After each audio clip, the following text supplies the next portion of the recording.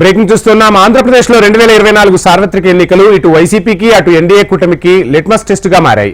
గెలిచే అవకాశాలున్న నియోజకవర్గాలపై ఆ పార్టీలు ప్రత్యేక దృష్టి సారించారు. రాజమండ్రిలో లోక్సభ ఎన్నికలు ఈసారి హోరాహోరీగా జరిగే అవకాశం ఉన్నట్లు తెలుస్తోంది. వైసీపీ నుంచి ఎంపీ అభ్యర్థిగా డాక్టర్ గూడూరి శ్రీనివాస్ పోటీ చేస్తుండగా కూటమి అభ్యర్థిగా పురంధేశ్వరి బరిలోకి దిగనున్నారు.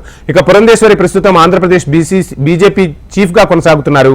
దీంతో ఆ పార్టీ శ్రేణులు ప్రచారంలోనూ పోల్ మేనేజ్మెంట్ లోనూ సర్వశక్తులు వడ్డే అవకాశం ఉన్నట్టు తెలుస్తోంది. మరోవైపు రాజమండ్రి రీజియన్ లో టీడీపీ జనసేనకు బలమైన క్యాడర్ ఉండటం పురంధేశ్వరికి ప్లస్ పాయింట్ గా ఉంది. తెలుగు తమ్ముళ్లు జన సైనికులు సపోర్ట్ తో రాజమండ్రిలో కాషాయ జెండా ఎగరడం ఖాయమని ఆ పార్టీ నేతలు ధీమా వ్యక్తం చేస్తున్నారు.